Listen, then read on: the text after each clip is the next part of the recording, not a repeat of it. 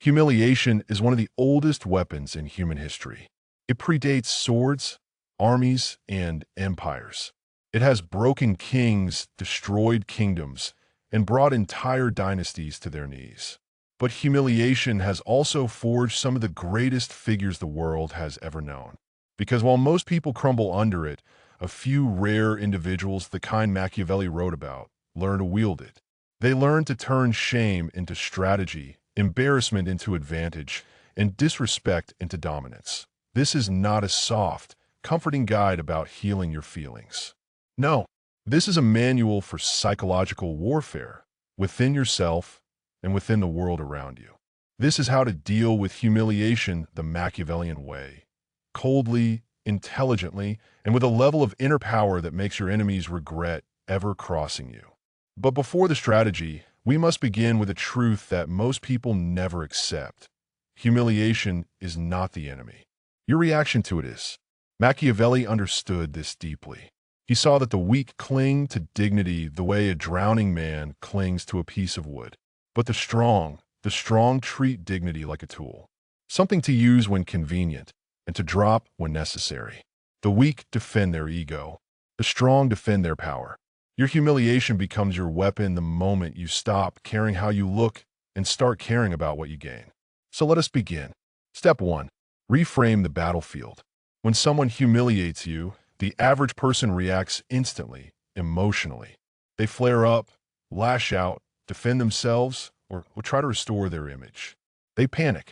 And that panic is exactly why humiliation works so well. It destabilizes your ego, breaks your rhythm, and forces you to act impulsively. A humiliated person is predictable, and predictable people are easy to control. A Machiavellian mind, however, sees humiliation as a stage, a moment of exposure, a test of composure, and most importantly, an opportunity. When someone humiliates you, the first battle is not between you and them. The first battle is between you and yourself. A Machiavellian does not ask, "Why did they embarrass me?" A Machiavellian asks, "What does this reveal about them, about me, and about the power dynamic between us?" Instead of reacting, you observe. Instead of defending your pride, you analyze. Instead of striking back impulsively, you gather information. Because to deal with humiliation ruthlessly, you must see it not as an attack, but as intelligence. Every insult is a confession. Every attempt to shame you reveals someone's motives, insecurities, alliances, and intentions. Humiliation is X-ray vision into human nature, but only if you remain still long enough to see through people rather than letting your emotions blind you.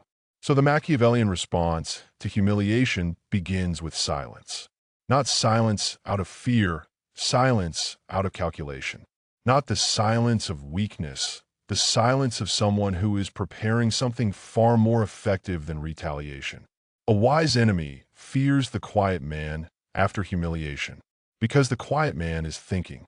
Step 2. The strategy of non-reaction.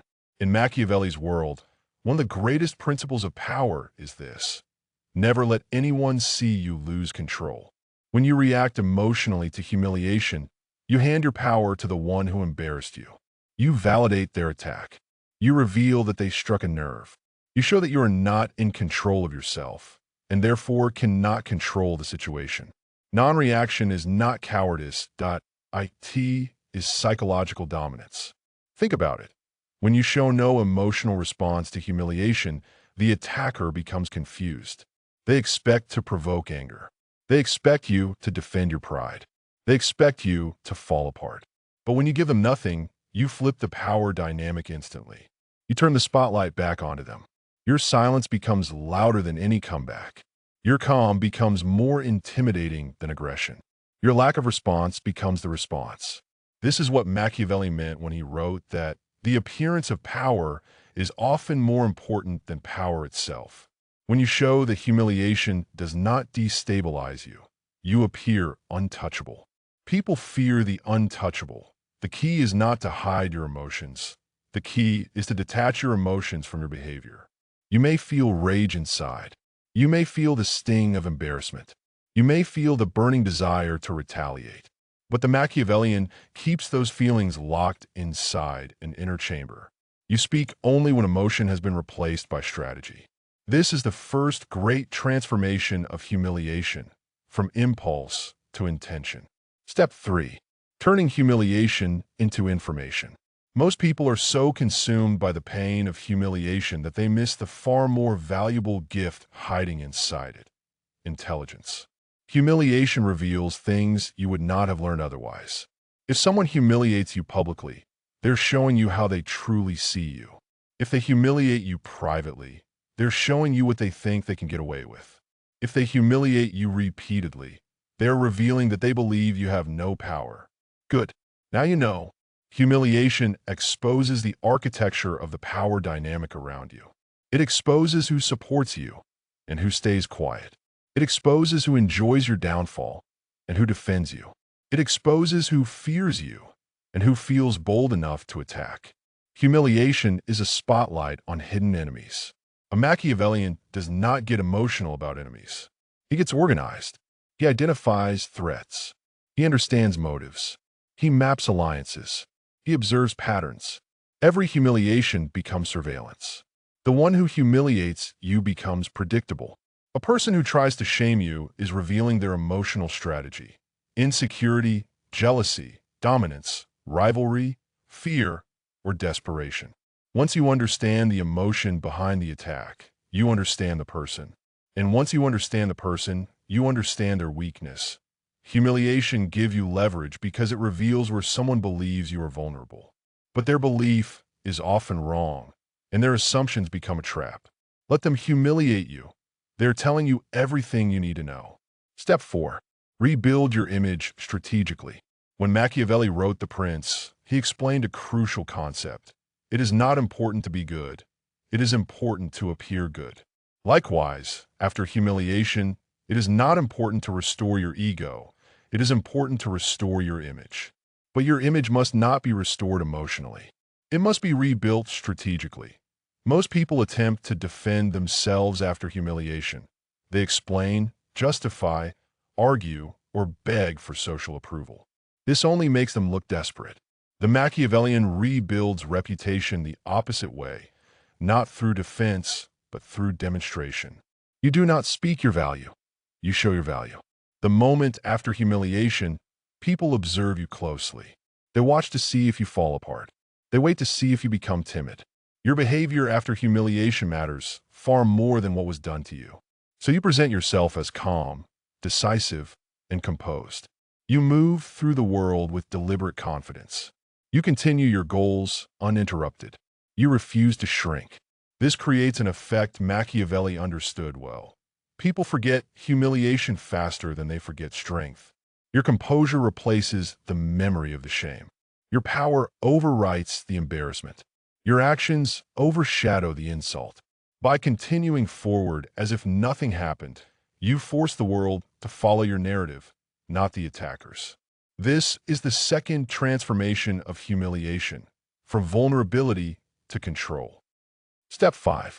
Use the humiliation to strengthen your mask. In Machiavelli's worldview, one of the most important tools of a powerful person is the mask, the ability to present one face to the world while hiding the true face beneath it. Humiliation, while painful, is one of the best opportunities to refine this mask. Because humiliation forces you to confront your weaknesses, not publicly, but privately. Ask yourself, why did the humiliation affect me? What insecurity did it expose? What fear did it confirm? What soft spot did the attacker discover? A Machiavellian does not run from these questions. He dissects them with cold precision. If your ego was wounded, strengthen it internally. If your confidence cracked, rebuild it from the root. If you were affected by public opinion, reduce your dependence on validation. Humiliation becomes a mirror, and only the strong dare to look into it. By studying your reaction, you gain something far more powerful than pride. You gain self-awareness. And self-awareness is a weapon, because the one who knows himself cannot be controlled by others. Humiliation becomes training. Pain becomes data. Shame becomes armor. The next time someone tries to humiliate you, The attack will hit metal instead of flesh. This is the third transformation, from ego to armor. Step 6. The Machiavellian counterattack. Subtle, delayed, precise. A Machiavellian never retaliates emotionally. He retaliates effectively. The ideal counter to humiliation is not a comeback, not a public confrontation, and not a dramatic display of anger. The ideal counter is time. Time allows the humiliation to fade from public memory, while your response can arrive when no one expects it and when it matters most.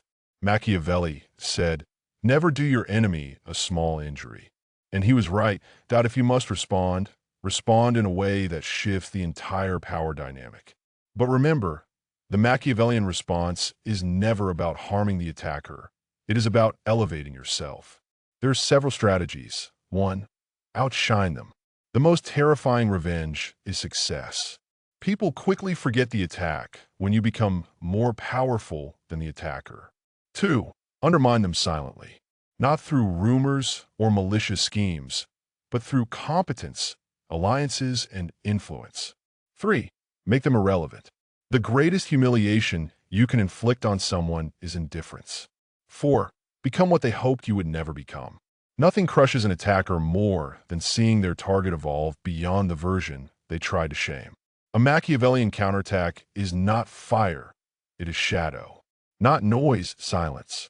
Not a strike and elevation. Not emotional, strategic. Humiliation becomes your motivation. Not to destroy the attacker, but to surpass them beyond recognition. Step 7. Mastering the inner palace. Your mind is a palace. Humiliation is an intruder. A Machiavellian guards the palace with iron discipline. To truly conquer humiliation, you must rule your inner world like a prince ruling a kingdom. You do not allow outsiders to dictate your emotional state. You do not let impulsive reactions ruin your long-term strategy. You do not surrender your self-worth to the opinions of others. Internal sovereignty, that is the Machiavellian goal. You must build a mind that is untouchable by insults, unshaken by embarrassment, unbroken by attacks, unmoved by humiliation. Because the Machiavellian understands, you cannot control what people do to you, but you can control how you use it. And that is what sets rulers apart from the ruled. Step 8. The final transformation. Alchemy of power. Humiliation is emotional poison. But poison in the right hands becomes a weapon, and in even wiser hands, a medicine. The Machiavellian turns humiliation into self-awareness, character, strategy, ambition, strength, composure, influence, power. The journey ends not with revenge, not with dominance, not with intimidation, but with transformation. You rise above the humiliation not because someone apologized, not because people forgot, not because you regained dignity, but because you mastered yourself. A Machiavellian does not seek to erase humiliation. He seeks to transcend it. In conclusion, humiliation feels like death when it happens, but it is only the death of your old self. Your ego dies, your illusions die, your weaknesses die, and in the ashes, something colder, smarter, and far more powerful is born. The Machiavellian way is not about avoiding humiliation. It is about using it, harnessing it, transforming it, turning it into an advantage so great that those who once shamed you cannot even recognize you when you rise again. They try to humiliate you. Good. They try to expose you. Even better. They try to wound you. Perfect. Because now you have something rare, a fire inside you that does not burn wildly, but burns with purpose. A mind that does not react emotionally, but calculates precisely. A presence that does not crumble under shame, but grows sharper because of it. The Machiavellian way is simple. You do not run from humiliation. You master it. You weaponize it. And then you rise so high that humiliation becomes the birthplace of your ascendancy. That is how a strategist survives. That is how a ruler is forged. That is how humiliation becomes power.